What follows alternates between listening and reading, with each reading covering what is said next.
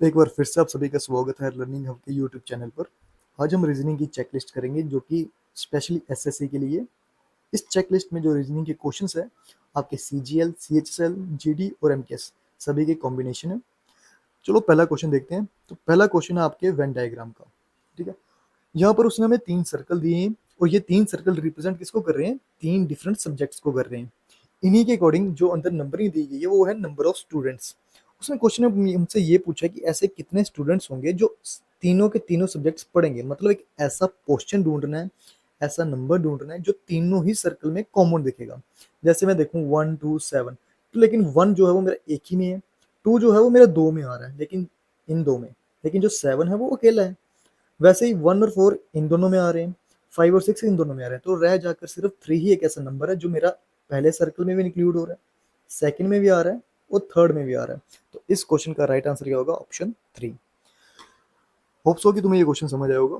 मेरे question solve करने से पहले ही ट्राई करो कि तुम्हारा आंसर मुझसे पहले आ जाए, और फिर वीडियो के लास्ट में मुझे बताना कि क्या तुमने मेरे से पहले आंसर दिया। और इन पूरे के पूरे आई गेस 20 क्वेश्चंस हैं, 20 क्वेश्चंस में से लगा लो एक एक नंबर का, तुमने 20 में से कितने नंबर स्कोर किए हैं। ठीक है, चलो आओ नेक्स्ट क्वेश्चन पे। तो नेक्स्ट क्वेश्चन आपका है मिरर इमेज का। ठीक है, कह रहा है which of the option figure is exactly the mirror image of the given figure. हमारे पास एक मिरर इमेज दी गई है, पूछ रहा है मिरर इमेज इसकी क्या रहेगी। देखो, मिरर इमेज का एक सिंपल सा कंसेप्ट होता है कि आपका जो लेफ्ट और राइट होता है वो मिरर में उल्टा हो जाता है। मतलब जो चीज़ आपकी राइट थी वो मिरर में लेफ्ट बनेगी और जो लेफ्ट थी वो राइट हो जाएगी, बस यही है।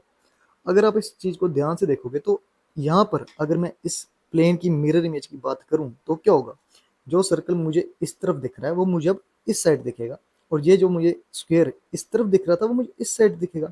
ऐसा मेरा इन गिवन फिगर्स में से किस में है? क्या फर्स्ट में ऐसा है? नहीं, ये तो बिल्कुल इन्वर्ट कर गया। लेकिन हाँ, सेकंड वाला बिल्कुल एग्जैक्टली सेम है, तो इसका राइट आंसर क्या है? ऑप्शन 2।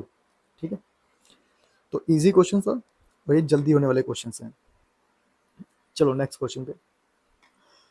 तो सिटिंग अरेंजमेंट का क्वेश्चन आ चुका है। कह रहा है ABCDEF 6 फ्रेंड्स हैं, या कह सकते हो students are sitting in a circle. ठीक है, फेसिंग द सेंटर, सेंटर को फेस कर रहे हैं। D is between F and B, D जब भी आएगा एफ और बी के सेंटर में आएगा। ठीक है, फिर कह रहा है A is second to the left of D, A जब भी आएगा सेकंड लेफ्ट पे होगा डी के, लेकिन वो सेकंड राइट पे भी किसके होगा? ई के, बट थर्ड लेफ्ट पे होगा बी के। तो इस क्वेश्चन को जब भी करेंगे हम, सबसे पहली बात, जब भी पर्सन्स को रखेंगे तो इक्वल डिस्टेंस पे रखेंगे। मतलब हम जब लाइन को ड्रॉ करेंगे तो इस वे में करेंगे। सॉरी, गलत हो गया, ये इसी से बना देते हैं, ये और ये। ठीक है, और इनसाइड फेसिंग है तो इस वे में। और लेफ्ट राइट का ध्यान रखना बस कि जब भी आपका इनसाइड फेसिंग हो, ये साइड आपकी हमेशा लेफ्ट है, ये साइड आपकी क्या है? राइट। चलो क्वेश्चन को इस वे में शुरू करेंगे कि जहां से हम अपने मैक्सिमम लिंक्स बना पाए पर्सन्स के। देखो, डी को अगर मैं शुरू से रखवाने पे आऊँ तो मुझे पता नहीं है कि एफ और बी कहाँ पर जाएंगे, तो पॉसिबिलिटी चला सकता है। लेकिन हाँ, ये लाइन आपकी फिक्स है, ए जब भी आएगा सेकंड लेफ्ट पे किसके बैठेगा? डी के। तो मैं डी को रख लेता हूँ पहले। इसके सेकंड लेफ्ट पे है फर्स्ट, सेकंड, सेकंड लेफ्ट पे ए आ गया। और सेकंड राइट ऑफ ई कौन? ए, क्योंकि एंड के बाद की लाइन होती है सेकंड, सॉरी फर्स्ट पर्सन की। तो कह रहा है ए ही आपका सेकंड लेफ्ट पे डी के बैठेगा, जो कि बैठ चुका है, लेकिन वो सेकंड राइट पे दिख रहा है मुझे किसके? ई के। जब मेरा ई यहाँ पर होगा तो उसकी ये पोजीशन राइट है, तो फर्स्ट राइट सेकंड राइट, तो ए आ चुका है। फिर उसने बोला but third left of B, लेकिन मुझे ए थर्ड लेफ्ट पे दिखना चाहिए किसके? बी के, जिसके अकॉर्डिंग बी यहाँ पर आ गया। First left, second left, third left. अब आओ जरा बात पे एफ और बी वाली, जिसकी पॉसिबिलिटी थी जो कि अब खत्म हो चुकी है। डी एफ और बी के बिटवीन आना था, तो लो ऑलरेडी अब एफ के लिए यही जगह बची जिसके अकॉर्डिंग डी सेंटर में आ सकता है। लास्ट पर्सन हमारे पास कौन सा रह गया? सी। तो हमारी पूरी की पूरी डायग्राम यहीं पे कंप्लीट होगी। हार्डली कितना ही टाइम लगा होगा? 3 मिनट, 2 मिनट। लेकिन जब प्रैक्टिस करोगे, ऐसा क्वेश्चन, सिंपल क्वेश्चन आप 1 मिनट में भी सॉल्व कर सकते हो। तो देखो, उसमें क्वेश्चन में पूछा गया ए का सामना कौन कर रहा है? अच्छा, हु इज फेसिंग ए, तो ए को कौन फेस कर रहा है? बी। तो option A is the right answer, जिसमें लिखा हुआ है बी। चलिए नेक्स्ट क्वेश्चन पे। लो, स्लोगिज्म का क्वेश्चन आ चुका है, और स्लोगिज्म के क्वेश्चन में धोखा मत खाना, आराम से करना वेन डायग्राम्स को देखते हुए। पहला क्या कह रहा है वो? Some papers are files. Okay, तो हम ये बनाएंगे पेपर्स और फाइल्स में सम का रिलेशन। देन कह रहा है some files are data. Some files are data हो जाएगा, सम डाटा आर रिकॉर्ड्स। तो लो, इस तरह की आपको डायग्राम देखने को मिलेगी। कहीं से भी कुछ भी गलत कर दिया डायग्राम में तो आपके आंसर्स भी गलत आएंगे, तो इस चीज़ का ध्यान रखना। चलो देखो उसने पूछा क्या क्या कंक्लूजन में, कह रहा है कि सम पेपर्स आर रिकॉर्ड्स हैं, ये रहे, ठीक है। तो पहला उसने पूछा सम पेपर और रिकॉर्ड्स, तो ये रहे सम पेपर और ये रहे रिकॉर्ड, इनमें कोई सम का रिलेशन नहीं है। दूसरा कह रहा है नो पेपर आर रिकॉर्ड्स, तो हाँ, पेपर और रिकॉर्ड में कोई नेगेटिव रिलेशन था ही नहीं, तो इसका मतलब ये दोनों के दोनों क्या है, रॉन्ग, क्रॉस। बट अगर आप ऑप्शंस में जाओ तो वहां पर आइदर प्रेजेंट है, नन ऑफ दीज नहीं है। तो नन ऑफ दीज होता तो तुम लोग सोचते कंफ्यूज होते, लेकिन रखा ही नहीं, तो इसका आंसर इधर और के लिए जाएगा, क्योंकि इधर और हमारा क्या बोलता है, जो चीज़ एक्चुअल नहीं है कि उनकी पॉसिबिलिटी बन सकती है, तो हाँ बन सकती है। मेरा पेपर जो है वो रिकॉर्ड के साथ सम कर सकता है और ऑल भी कर सकता है, ठीक है। अगर सम पेपर और रिकॉर्ड है, बन सकता है, कैन भी, तो लो मैं कर सकता हूँ इस तरह से। ये आपके पास जैसे फाइल्स है, ये रहा डाटा, मैं रिकॉर्ड को ये रख देता हूँ और पेपर को कुछ इस वे में अगर मैं बना देता, तो हाँ मेरे सम पेपर आर रिकॉर्ड्स बन सकते थे।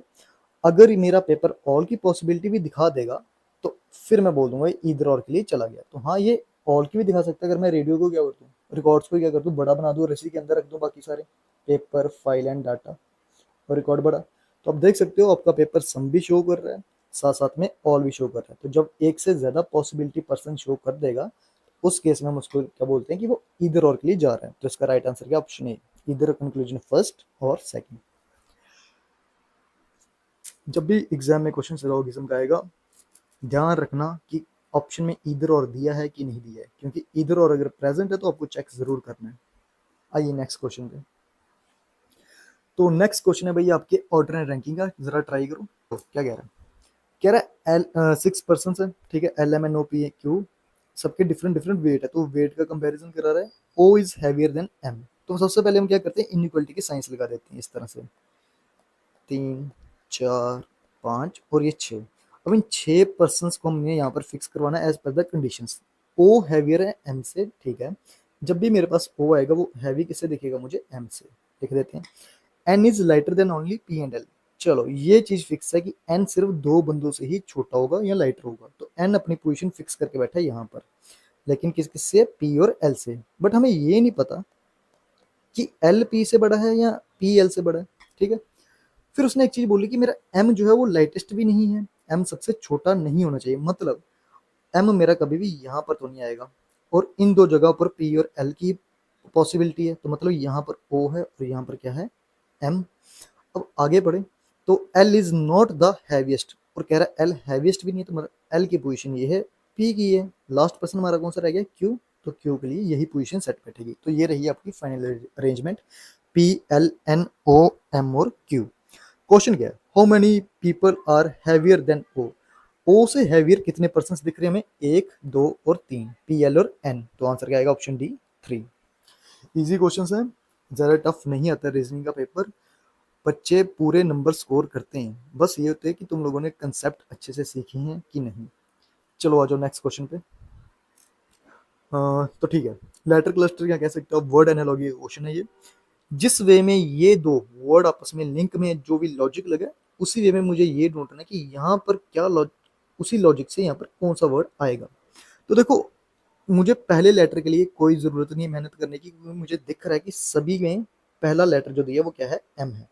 हमें चेक करना है सेकंड लेटर से कि सेकंड क्या आने वाला है, क्योंकि सेकंड में थोड़े बहुत चेंज आए हैं, या तो जे की पॉसिबिलिटी होगी या एस की या के की। तो ठीक है, ज़्यादा टाइम वेस्ट नहीं करेंगे, हम देखेंगे ई से उसने सी किया है। आपको पता है ई से जब वो सी पे जा रहा है, ई की पोजीशन वैल्यू 5, सी की है 3, गैप कितने का लेके आया है, 2 का, बैक साइड। सिमिलर में एम रखा है, एम की पोजीशन वैल्यू है 13। अगर मुझे 2 माइनस करना है तो मेरे पास आंसर आएगा 11, और 11 पे किसकी वैल्यू आती है, के की। तो मतलब मेरा राइट आंसर वही होगा जिसमें एम के बाद क्या है, के। तो मैं पूरा चेक करूंगा ही नहीं क्या एस पी आना चाहिए कि नहीं, क्योंकि एक ही ऑप्शन ऐसा है जिसमें एम के बाद क्या आ रहा है, के। तो इसका राइट आंसर क्या है, ऑप्शन सी। इस तरह से आप क्वेश्चन कर सकते हो, टाइम भी बचा सकते हो। स्पीड बढ़ाने का यही तरीका होता है कि आप लोग वहां पर ये चेक करो कि आप क्वेश्चन को कितनी शॉर्टकट में उसको खत्म कर पाओगे। चलिए नेक्स्ट क्वेश्चन पे आओ। ये क्वेश्चन आपके मैथमेटिकल ऑपरेशन का। काफ़ी बच्चे डरते हैं कि मैथमेटिकल ऑपरेशन ज़्यादा टफ आ जाएगा, बट टफ बिल्कुल नहीं आता है, इजी होता है। बस बोर्ड माउस का जो यूज़ करना है वो अच्छे तरीके से अगर कर लिया तो आंसर आएगा, वरना जितना मर्जी ट्राई करो, जितना मर्जी इजी क्वेश्चन होगा, बोर्ड माउस सही से नहीं लगाया तो आपका आंसर ऑप्शन में नहीं दिखेगा।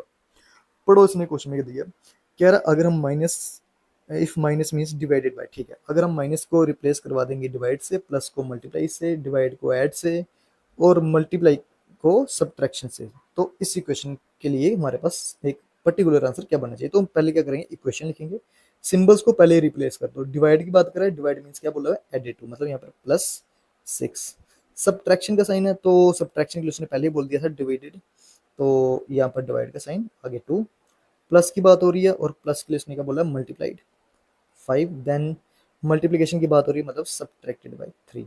अब ये आपकी एक फाइनल इक्वेशन है जिसको आपको सॉल्व करना है। तो जैसे आप सॉल्व करोगे, यहाँ पे 11 पहले डिवीजन होगी क्योंकि बोर्ड माउस के करने पहले डिवाइड होगा, तो यहाँ पर +3, then multiply 5, step by step लिखो, कोई जल्दबाजी नहीं होती। फिर मल्टीप्लिकेशन की बारी है, तो +15 -3। अब एडिशन करनी है क्योंकि एडिशन के बाद ही जाके सब्ट्रैक्शन होगा, तो पहले आप 11 और 15 को ऐड करो, जो कि तुम्हारे पास हो जाएगा 26। 26 -3 हो जाएगा 23। तो राइट आंसर आपका 23 है, जो कि ऑप्शन सी। ठीक है, इजी क्वेश्चंस, कोई टफ नहीं है, और ये तुम्हारे प्रीवियस ईयर के क्वेश्चंस है, ऐसा भी नहीं कोई 4-5 साल, रिसेंट 2 साल के एग्जाम्स हैं। ठीक है, उन्हीं के चुन के ये क्वेश्चंस लाएंगे। और नेक्स्ट क्वेश्चन पे, तो नेक्स्ट क्वेश्चन है भाई आपका डायरेक्शन एंड डिस्टेंस का। ठीक है, अब बच्चों को ज़्यादातर कंफ्यूजन क्या आती है कि यहाँ पर डिस्टेंस दिया नहीं, तो क्या हम पर्सन को चलाएंगे कि नहीं चलाएंगे। तो देखो ध्यान से, कह रहा है शेखर स्टार्ट्स वॉकिंग, तो उसने स्टार्टिंग में बोल दिया कि वो वॉक कर रहा है, तो चाहे वो टर्न ले, डिस्टेंस दे ना दे, बट वो वॉक करेगा अपनी मर्जी से, जितना मर्जी चले। तो स्टार्ट कर दो जहाँ से बोला उसने, शेखर स्टार्ट्स वॉकिंग साउथ, तो पर्सन साउथ में गया कहाँ से, अपने स्कूल से, तो हम एक पॉइंट मान लेंगे रेफरेंस के लिए ए, जहाँ से पर्सन आपका साउथ की तरफ आ गया है, थोड़ा सा डिस्टेंस रख दो। फिर कह रहा है उसने टर्न लिया है राइट, पर्सन साउथ में है, साउथ के राइट हैंड साइड पे कौन सी डायरेक्शन होती है आपकी, वेस्ट, तो वो वेस्ट की तरफ अब मुड़ चुका है, थोड़ा बहुत चलेगा क्योंकि अभी तक वो वॉकिंग पे ही है, रेस्ट कहीं नहीं की है। फिर कौन सा टर्न लिया, फिर से लेफ्ट टर्न, और वेस्ट के लेफ्ट पे कौन सी डायरेक्शन होती है, अगेन साउथ, तो वो फिर से साउथ की तरफ आएगा टू रीच हिज शॉप। ठीक है, तो वो यहाँ पर पहुंचा जब अपनी शॉप पे, यहाँ पर था उसका जो घर, स्कूल सॉरी। ठीक है, तो अब क्वेश्चन पढ़ो, उसने क्वेश्चन पूछा गया, उसने ये नहीं पूछा किस डायरेक्शन पे मूव कर रहा है, वो कह रहा है इन विच डायरेक्शन इज शेखर। अब किस डायरेक्शन में शेखर है, लेकिन किसके पॉइंट ऑफ व्यू से, अपने स्कूल से, तो ये रहा उसका स्कूल। वो ये कह रहा है कि अगर हम उसके स्कूल से देखेंगे तो उसकी जो शॉप है, या शेखर जो है खुद, वो किस डायरेक्शन पे अभी है। तो ये एक लाइन आ रही है इस वे में, एक inclined line, sorry decline line, जो कि नीचे की तरफ आ रही है। और ये डायरेक्शन ना तो मेरी नॉर्थ वेस्ट साउथ ईस्ट है, या सिंपल सिंपल कौन सी डायरेक्शन मुझे दिख रही है, साउथ वेस्ट, जो कि मेरे आंसर में है बिल्कुल ऑप्शन सी, साउथ वेस्ट। काफ़ी बच्चे क्या करते हैं, इसको साउथ ही मान के चले जाते हैं, वो इस पर्सन को चलाते नहीं है। लेकिन ऐसे क्वेश्चन में जहाँ पर डिस्टेंस नहीं दिया, तो उन्होंने स्टार्टिंग में वॉकिंग लिखा होता है, बाद में वो टर्न ही करवा रहा है, तो वॉकिंग स्टार्टिंग से वो चल ही रहा है, वो रुका नहीं है, तो चलता है। ठीक है, चाहे 1 सेंटीमीटर, बट वो चल रहा है, तो इसका राइट आंसर होगा साउथ वेस्ट। आइए नेक्स्ट क्वेश्चन पे। ठीक है, लेटर सीरीज का ये क्वेश्चन है किस्म से, तो इसमें भी सेम लॉजिक जैसा हमने पिछले क्वेश्चन में किया है वर्ड एनालॉजी के, बस ये होता है कि एक दूसरे से सीधे सीधे कनेक्टेड होते हैं। देखो, पहला लेटर पे जानते हैं, एक्स आ रहा है, वाई आ रहा है, या सी आ रहा है। ठीक है, एफ से गया एल पे, देन एल से गया आर पे। अगर आप इनमें गैप फाइंड आउट करो, तो देखो एफ की पोजिशन वैल्यू 6, एल की है 12, आगे चल के आर की है 18, 6 का गैप आ रहा है। तो अब आर, इसमें अगर आप 6 और ऐड कर दोगे तो हमारे पास आएगा 24, और 24 पोजीशन वैल्यू किसकी होती है, एक्स की, मतलब मेरे पास ये और ये तो नहीं आने वाले। उसके बाद आओ सेकेंड लेटर पे, के से गया है क्यू पे। ठीक है, तो मुझे बताओ के की पोजीशन वैल्यू होती है 11, क्यू की होती है 17, कितना ऐड किया, अगेन 6 का किया। सेम वे में जब मैं डब्ल्यू की बात करूंगा, तो डब्ल्यू की पोजीशन वैल्यू होती है 23, इसमें आपको +6 करने हैं, 3 ऐड करने पे आपके पास z आ जाएगा, उसके बाद फर्दर 3 ऐड कर दोगे तो c आएगा। तो x के बाद c, किस ऑप्शन में, ऑप्शन सी, तो आपका राइट आंसर आ जाएगा XC216। कैसे c बना, तो देखो w आपका 23 पे है, x y z, ये हो जाएगा 24, 25, 26। अब आपकी अल्फाबेटिकल जो सीरीज होती है कभी रुकती नहीं है, एक साइक्लिक ऑर्डर में चलती है। तो आगे वापस से ए बी और सी शुरू होगा, मतलब ये 3 कवर कर दिए स्टेप, आगे के ये 3 स्टेप भी तो कवर होंगे, कौन आने वाला है? सी। इसलिए option C is the right answer. Hopes हो कि तुम्हें मजा आ रहा होगा, क्वेश्चंस को करने में इजी लग रहे होंगे, अगर तो पढ़ा है, नहीं पढ़ा तो फिर डिफिकल्ट। चलो नेक्स्ट क्वेश्चन पे। अ, लगता है क्वेश्चन छिप चुका है, इसका क्वेश्चन का आई गेस होगा नेक्स्ट टर्म ही बतानी होगी इसमें, नहीं ऑड वन बताना है आई गेस। LNQUA दियो ना। हम्म, हाँ, नेक्स्ट टर्म का ही होगा इसमें, और टर्म का ही होगा आई गेस, जहाँ तक मुझे लग रहा है कि इनमें गैप कितने कितने का आ रहा होगा। देखो, एल से लेके एन तक, एल के बाद एम आता है, फिर आता है एन, एक का गैप, एन के बाद ओ पी देन क्यू, ठीक है, तो गैप आ गया दो का, हाँ यही है, और देन दिया यू, क्यू के बाद आर एस टी, तो गैप इंक्रीज हो रहे हैं, मतलब हर बारी फॉरवर्ड लेके चल रहा है, जैसे एल के बाद एन पे गया गैप एक, एन के बाद देन क्यू पे आया गैप दो, क्यू के बाद यू पे गया तीन का, मतलब अब यू के बाद जब भी वो ए पे जाना है या किसी पे भी जाएगा तो गैप चार का लेके आना चाहिए, लेकिन हमें पता है यू के बाद क्या आएगा, V W X N Y, तो यहाँ पर हमारे पास जेड आना था, जबकि दिया क्या है ए। तो इस क्वेश्चन का एक्चुअली में क्या दिया हुआ है, इसने ऑड वन आउट निकाला हमने, ठीक है, ये क्वेश्चन दिख नहीं रहा था इसलिए पता नहीं लगा, इस क्वेश्चन का बोल रहा है ऑड वन आउट, ठीक है, तो हम देख सकते हैं इसमें से ऑड कौन सा, ऑप्शन ए ही इसमें ऑड है, क्योंकि यहाँ पर रैपिडली इंक्रीज कर रहा है, 1 2 3 इस तरह के गैप लेके, और लास्ट में इसको चार का गैप लेके चलना चाहिए था, जिसके अकॉर्डिंग आंसर जेड आना था, बट इसने ए रखा है, इसलिए option A is the wrong या ऑड वन आउट, ठीक है। और नेक्स्ट क्वेश्चन पे सेम क्वेश्चन में क्या कह रहा है, इन द गिवन क्वेश्चन मैं पढ़ के बता देता हूँ, select the related letter word number from the given alternatives, कि कौन सा मेरे पास 9 के लिए आंसर बनना चाहिए। जिस वे में 7 से 42 है, देखो 7 इंटू 6 दिमाग में पहले ही आएगा कि वो 42 बनाता है, लेकिन उसी वे में 9 इंटू 6 करके 54 दिखना चाहिए, बट ऑप्शन में 54 दिया ही नहीं है, तो मतलब ये लॉजिक हमारा गलत है, और इतना इजी क्वेश्चन वो बनाएगा भी नहीं, ट्रिकी रखेगा, तो और कैसे कर सकते हैं, देखो 7 का स्क्वायर होता है 49, अगर मैं इसके स्क्वायर में से वही नंबर माइनस करवा दूं तो क्या मेरे पास 42 बनता है, तो हाँ बिल्कुल बनता है, ये लॉजिक जब मैं 9 के ऊपर लगाऊं तो 9 का स्क्वायर होता है 81, देन 81 माइनस 9 हमारे पास आ जाएगा 72, तो option A 72 is the right answer. चलिए नेक्स्ट क्वेश्चन पे, 7 स्टूडेंट्स जी तक reach in a particular sequence, F reach immediate before A but doesn't immediate follow D, ठीक है, हमने ऑर्डर एंड रैंकिंग का क्वेश्चन पहले भी किया है, ये क्वेश्चन मैं तुम्हारे लिए दे रहा हूँ होमवर्क, ये इस क्वेश्चन का आंसर तुम लोग मुझे कमेंट करके बताओगे कि इसका राइट आंसर क्या होना चाहिए। उसने पूछा गया who reaches third in the sequence of reaching school, की थर्ड पोजीशन पे कौन आया है स्कूल पहुंचने के लिए, तो होप सो कि तुम लोग इसका आंसर जरूर दोगे।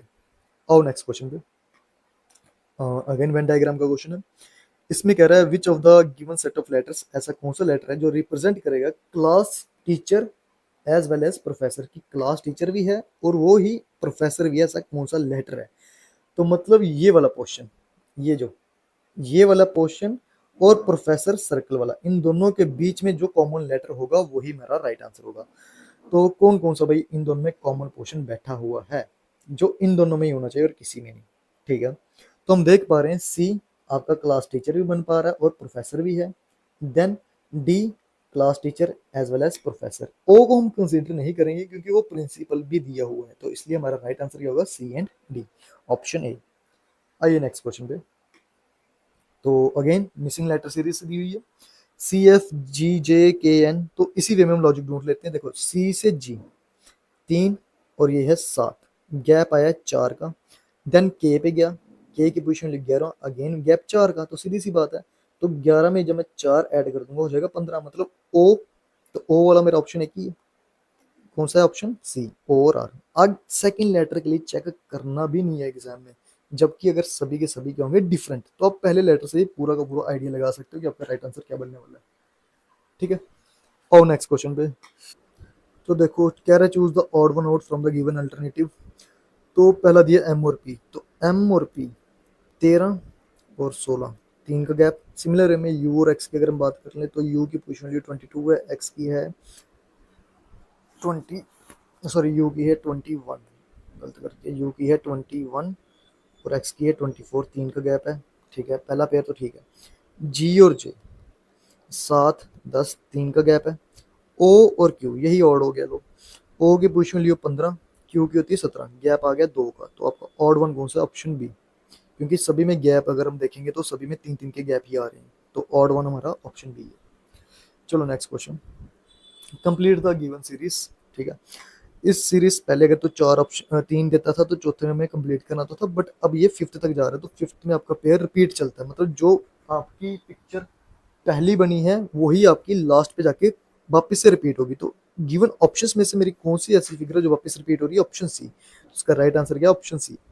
पहले पहले एग्जाम्स में क्या हुआ करता था, हमें 3 फिगर देता था, जैसे सपोज ये हुआ, ये हो रहा है, ये हो रहा है, पूछता था लास्ट फिगर में क्या आएगा, फोर्थ में। तब हमारे लॉजिक लगा सकते थे, लेकिन आजकल वो फिफ्थ फिगर की बात करता है। तो फिफ्थ फिगर में क्या होता है, हमारी वापिस से फर्स्ट वाली रिपीट होती है, एक साइक्लिक पैटर्न में चलता है। तो इसका राइट आंसर क्या? Option C. आइए नेक्स्ट क्वेश्चन पे। अगेन हमें बताना है कि word analogy according next word हमारे पास क्या आने वाला है। अब पहला मुझे डिसाइड करवाना पड़ेगा कि टी आएगा या एल आएगा, वो इन पे डिपेंड है।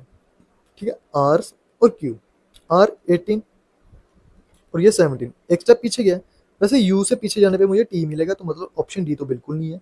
और अब देखो, तीनों ऑप्शन में T G, T R, T L, अगर मुझे सेकंड लेटर का पता लग चुका है तो मैं आंसर निकाल सकता हूँ। और हमें दिख रहा है एम से एन बनाया गया, मतलब एक स्टेप आगे किया गया। तो के के बाद क्या आता है? एल। तो मतलब नेक्स्ट सेकंड लेटर एल आने वाला है, जिसके अकॉर्डिंग हमारा आंसर क्या होगा? Option C, T L A और जी। तो स्पीड को हमने अलग से सीखनी नहीं है, प्रैक्टिस से आती है। दूसरी चीज, शॉर्टकट्स जो हम लगा पाए, जिनकी वजह से हम जल्दी क्वेश्चन पहचान लेते हैं कि हम क्या कर सकते हैं, ऑप्शन जल्दी मार्क करेंगे। नेक्स्ट क्वेश्चन हो, again choose the odd one out from the given alternative. देखो, ई एफ जी ये एक सीधे पेयर में आ रहा है, ठीक है। देन वी डब्ल्यू एक्स होता है, उन्होंने लास्ट के दोनों को इंटरचेंज किया। ओ पी क्यू होता है, इनको इंटरचेंज किया। बी सी डी होता है, इनको इंटरचेंज किया। मतलब पहला वाला उसने एकदम सीक्वेंस में रखा है, तो इसलिए इसका ऑड वन कौन सा होगा? ऑप्शन ए, ई एफ और जी। चलो नेक्स्ट क्वेश्चन पे आ जाओ। तो नेक्स्ट क्वेश्चन में क्या बात कर रहा है वो? इनइक्वालिटी का क्वेश्चन है। इनइक्वालिटी पहले पहले एसएससी में नहीं आया करती थी, लेकिन अब वो आती है और इजी आती है। एसएससी में भी कोई डिफिकल्ट नहीं आती है। बस हमें देखना है कि क्वेश्चन पूछा गया है कि सिंगल स्टेटमेंट क्या है कि मल्टीपल स्टेटमेंट क्या है, उसके अकॉर्डिंग ही क्वेश्चन हमने करना है। ठीक है, तो देखो स्टेटमेंट आपकी सिंगल स्टेटमेंट तो है, बट उसमें फैमिलीज दोनों इंट्रोड्यूस की गई हैं। यहाँ जे से लेके आप देख सकते हो आई तक एक फैमिली दिख रही है, देन आई के बाद ही आपकी फैमिली चेंज है, तो दोनों फैमिलीज इंक्लूडेड है।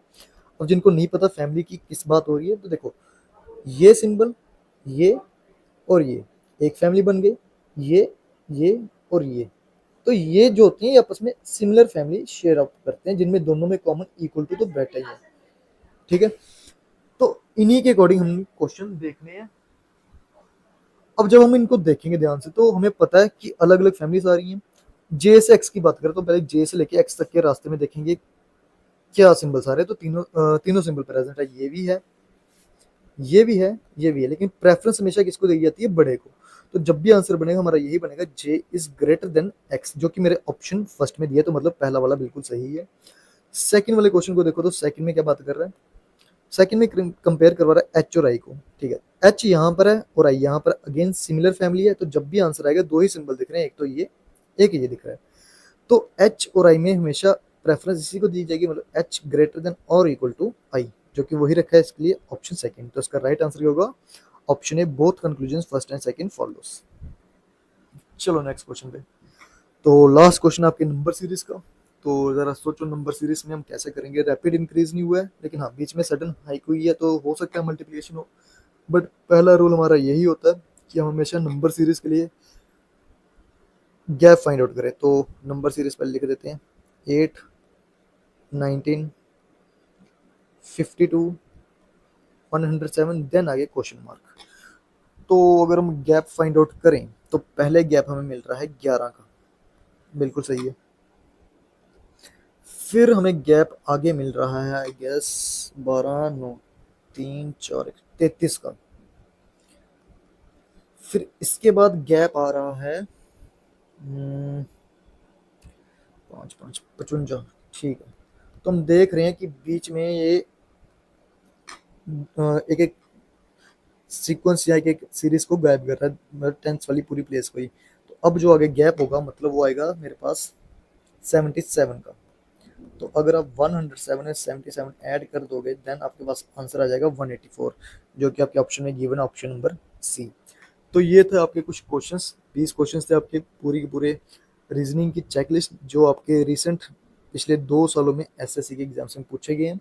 सीजीएल, सीएचएसएल, जीडी और एमटीएस लेवल देख सकते हो, ज़्यादा टफ क्वेश्चंस नहीं होते हैं, इजी। बस ये है कि बार बार प्रैक्टिस करो तो उससे स्पीड बन जाएगी। बाकी जो क्वेश्चन मैंने होमवर्क के लिए दिया है वो ट्राई ज़रूर करना। क्वेश्चन नंबर 12th, इसका आंसर कमेंट में ज़रूर आना चाहिए। बाकी जो पिछली वीडियोस बनी है, जिन्होंने मिस कर दी हैं वो पिछली वीडियोस देख सकते हैं। चैनल से जुड़े रहो, अच्छा लगेगा कंटेंट तो पता ही है क्या करना है, लाइक करना है, सब्सक्राइब करना है, शेयर करना है, कुछ इंप्रूवमेंट करनी है तो नीचे कमेंट करना है। बाकी आज के लिए इतना ही, धन्यवाद।